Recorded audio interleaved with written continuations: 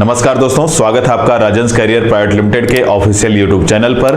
मैं हूं शशिधर पांडे और आज हम यहां पर देखने जा रहे हैं करंट अफेयर्स के कुछ महत्वपूर्ण प्रश्न। तो आइए शुरू करते हैं आज के प्रश्नों से।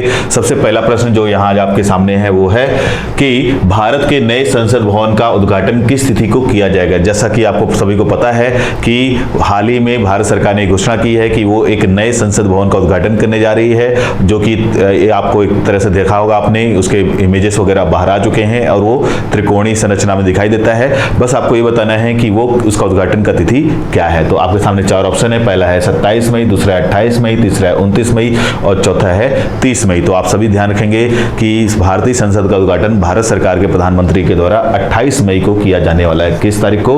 तो बी ऑप्शन इसका सही उत्तर है। आंसर बी 28 मई। बढ़ते हैं अपने अगले प्रश्न की ओर। हमारा अगला प्रश्न है, हाल ही में आकाशवाणी के द्वारा निम्न में से किस राज्य में गोंडी भाषा में एक साप्ताहिक समाचार बुलेटिन जारी किया गया। तो आपको ये ध्यान रखना होगा। यहाँ पे चार ऑप्शन दिए गए हैं और ये पूछा गया है कि आकाशवाणी के द्वारा निम्न में से किस राज्य में गोंडी भाषा में एक साप्ताहिक समाचार बुलेटिन जारी किया गया है। चार ऑप्शन में से पहला ऑप्शन है झारखंड, दूसरा राज्य है उड़ीसा, तीसरा राज्य मध्य प्रदेश, चौथा राज्य छत्तीसगढ़। तो याद रखेंगे इस प्रश्न का सही जवाब है ऑप्शन डी, छत्तीसगढ़ वो राज्य है जहां पर इस तरह का एक नया प्रयास आकाशवाणी के द्वारा किया जा रहा है। बढ़ते हैं अपने अगले प्रश्न की ओर।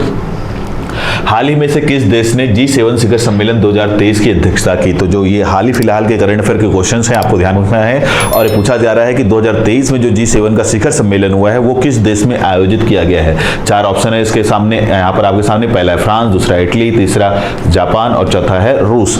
तो याद रखेंगे ये G7 का जो शिखर सम्मेलन 2023 में हुआ है हाल ही फिलहाल में, वो हुआ है कहाँ पर? जापान में। तो इस प्रश्न का जो सही जवाब है वो है ऑप्शन सी, जापान। और आपको पता होगा कि इस सम्मेलन में भारत की तरफ से हिस्सा लेने के लिए प्रधानमंत्री नरेंद्र मोदी भी गए थे। वास्तव में भारत G7 का सदस्य नहीं है, लेकिन फिर भी भारत के अलावा कुछ अन्य देश हैं जिनको G7 में शिखर सम्मेलन में बुलाया जाता है। तो भारत के प्रधानमंत्री भी इस सम्मेलन में हिस्सा लेने गए थे। जबकि ये G7 क्या है? तो दुनिया के 7 आर्थिक रूप से ताकतवर देशों का संगठन है और उसमें जापान भी शामिल है। इसलिए इस वर्ष का जो शिखर सम्मेलन हुआ है वो कहां पर हुआ है? जापान में। तो बढ़ते अपने अगले प्रश्न की ओर। हमारा अगला प्रश्न है, हाल ही में संपन्न G7 शिखर सम्मेलन 2023 का आयोजन जापान के किस शहर में किया गया। तो अभी हमने थोड़ी देर पहले ही बात की है, इसके पहले प्रश्न में ये देखा है कि आपको पता चला कि G7 का शिखर सम्मेलन 2023 का आयोजन जापान में किया गया। अब आपको ये बताना है कि जापान के किस शहर में किया गया। यहाँ पे चार ऑप्शन दिए गए। पहला हिरोशिमा, दूसरा नागासाकी, तीसरा ओसाका, चौथा टोक्यो।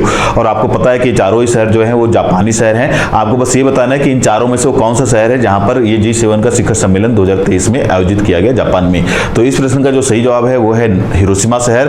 अर्थात यहां पर दिए गए ऑप्शन में से ऑप्शन ए जो है इस प्रश्न का सही जवाब है। हिरोशिमा ही वो शहर है जहां पर 2023 में G7 का शिखर सम्मेलन आयोजित किया गया है। आप सभी को पता होगा कि हिरोशिमा एक ऐतिहासिक शहर है जहां पर आपको सबसे पहले परमाणु बम गिराया जाता हुआ दिखाई देता है। तो अमेरिका ने जब जापान पर परमाणु बम गिराए थे तो सबसे पहले जिस शहर पर परमाणु बम गिराया था वो शहर आपका हिरोशिमा ही था। तो इसलिए इस शहर को ही चुना गया G7 शिखर सम्मेलन के लिए। तो बहुत महत्वपूर्ण है, आपको ये ध्यान रखना होगा। तो बढ़ते अपने अगले प्रश्न की ओर। हमारा अगला प्रश्न है, हाल ही में कौन विश्व का नंबर 1 जेवलिन थ्रोअर बना। तो यहाँ पर आपके सामने प्रश्न पूछा गया क्या कि एक खेल से जुड़ा हुआ और वो खेल है जेवलिन थ्रो।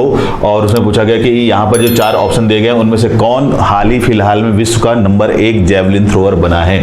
तो जेवलिन थ्रो मतलब क्या है? सबसे पहले तो उसका मतलब समझ लीजिएगा। जेवलिन थ्रो का सामान्य मतलब है भाला फेंक। कौन सा खेल? भाला फेंक का जो खेल है उसी को हम लोग क्या बोलते हैं? Javelin throw. और आपको यहाँ पर यह बताना है कि इस जेवलिन थ्रो के खेल में हाल ही फिलहाल में कौन सा खिलाड़ी है जो विश्व का नंबर 1 खिलाड़ी बन चुका है। चार ऑप्शन है। पहला पंकज आडवाणी, दूसरा है जॉन मैथ्यू, तीसरा है नीरज चोपड़ा, चौथा है नीरज सिंह। तो आपको याद रखना है इस प्रश्न का सही जवाब है नीरज चोपड़ा, जो कि ऑप्शन सी में दिया गया है, जो कि एक भारतीय खिलाड़ी। तो भारतीय जेवलिन थ्रोअर या भाला फेंक खिलाड़ी नीरज चोपड़ा हाल ही फिलहाल में विश्व के नंबर 1 जेवलिन थ्रोअर बन चुके हैं। तो ये आप ध्यान रखेंगे। बढ़ते अपने अगले प्रश्न की ओर। हमारा अगला प्रश्न है, भारत सरकार ने हाल ही में अपनी विदेशी व्यापार नीति 2023, कौन सी नीति? विदेशी व्यापार नीति 2023 की घोषणा की है, जिसमें उसने 2030 तक, कब तक? तो 2030 तक भारत के माल और सेवाओं के निर्यात को, किसको? निर्यात को कितना बढ़ाने का लक्ष्य रखा है। तो बहुत ही महत्वपूर्ण प्रश्न है, भारत की अर्थव्यवस्था से जुड़ा प्रश्न है। चार ऑप्शन दिए गए हैं। पहला ऑप्शन है $2 ट्रिलियन यूएस डॉलर, दूसरा ऑप्शन है $3 ट्रिलियन यूएस डॉलर, तीसरा ऑप्शन है $4 ट्रिलियन यूएस डॉलर और चौथा ऑप्शन है $5 ट्रिलियन यूएस डॉलर। तो यहाँ पर चार ऑप्शन दिए गए हैं। आपको बताना है कि भारत सरकार की 2030 तक अपने निर्यात को कितना बढ़ाने का लक्ष्य रखा गया है भारत सरकार के द्वारा। तो इस प्रश्न का जो सही जवाब है वो है option A, $2 trillion US dollar तक बढ़ाने का लक्ष्य रखा गया है भारत सरकार के द्वारा अपने निर्यात को कब तक, 2030 तक। तो ये बहुत ही महत्वपूर्ण है, ध्यान रखेंगे। आंसर है इसका $2 ट्रिलियन US डॉलर। बढ़ते हैं अगले प्रश्न की ओर। हमारा अगला प्रश्न है, किस राज्य सरकार ने हाल ही में लाडली बहना योजना शुरू की है? कौन सी योजना की बात चल रही है? लाडली बहना योजना की बात चल रही है और ये पूछा जा रहा है कि निम्न में से किस राज्य सरकार ने इस योजना को लॉन्च किया है? पहला राज्य छत्तीसगढ़, दूसरा ऑप्शन है राजस्थान, तीसरा है बिहार और चौथा है मध्य प्रदेश। तो इस प्रश्न का जो सही जवाब है वो है ऑप्शन डी, मध्य प्रदेश। ध्यान रखेंगे, मध्य प्रदेश वो राज्य है जहां पर हाल ही फिलहाल में लाडली बहना योजना शुरू की गई है, जिसके तहत वहां की सरकार वहां की महिलाओं को कुछ धनराशि जो है हर महीने दिया करेगी। तो ध्यान रखना है कौन सी योजना, लाडली बहना योजना किस राज्य सरकार की योजना है? मध्य प्रदेश की। बढ़ते अपने अगले प्रश्न की ओर। हमारा अगला प्रश्न है, हाल ही में कर्नाटक में संपन्न विधानसभा चुनाव के बाद कौन वहां का मुख्यमंत्री बना? तो 4 ऑप्शन दिए गए हैं, एकदम नया करंट अफेयर का क्वेश्चन है ये। पूछा जा रहा है किस राज्य के बारे में? तो कर्नाटक के बारे में। हाल ही में वहां पे चुनाव संपन्न हुए हैं और उन चुनावों के बाद ये तय हुआ है कि वहां पर कांग्रेस की सरकार बनी है, कांग्रेस को वहां पे बहुमत मिला है। अब आपको यहाँ पे ये बताना है कि कांग्रेस का जो बहुमत मिला है तो कौन सा व्यक्ति वो है जो कांग्रेस की तरफ से मुख्यमंत्री बना है? पहला ऑप्शन है DK शिवकुमार, दूसरा है बोम्मई, तीसरा सिद्धारमैया और चौथा ऑप्शन है येदियुरप्पा।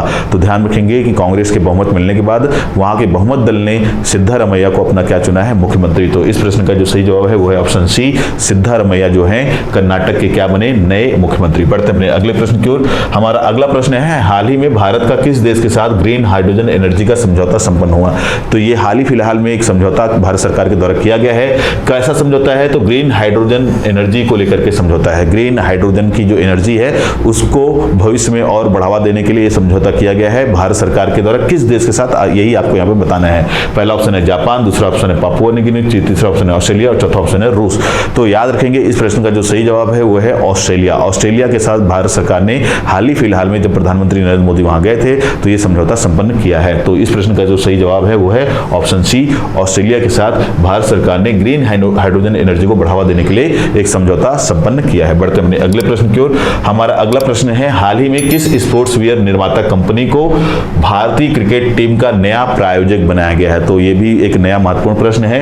प्रश्न में ये पूछा जा रहा है कि कौन सी वो स्पोर्ट्स के सामान बनाने वाली कंपनी है जिसे भारतीय क्रिकेट टीम का नया क्या बनाया गया है? प्रायोजक। तो भारतीय क्रिकेट टीम का नया प्रायोजक वो कौन सी संस्था है या कौन सा खेल का सामान बनाने वाली कंपनी है? यहाँ पर यही पूछा जा रहा है। 4 ऑप्शन आपके सामने दिए गए हैं। पहला है नाइक, दूसरा एडिडास, तीसरा कोका कोला, चौथा है प्यूमा। तो ये 4 ऑप्शन दिए गए हैं। आपको पता होना चाहिए कि कौन सी वो नई कंपनी है जिसके साथ ये भारतीय क्रिकेट टीम ने समझौता किया है। तो इस प्रश्न का जो सही जवाब है वो है एडिडास।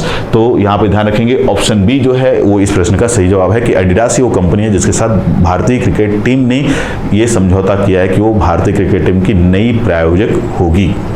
तो ये सारे ही जो हम यहाँ पे करंट अफेयर्स के प्रश्न देखे हमने वो सब के सब अभी हाल ही फिलहाल के करंट अफेयर्स हैं और आगामी परीक्षाओं के लिए बहुत महत्वपूर्ण साबित हो सकते हैं। तो आज के इस वीडियो में केवल इतना ही। मिलते हैं अपने अगले वीडियो में, तब तक के लिए धन्यवाद।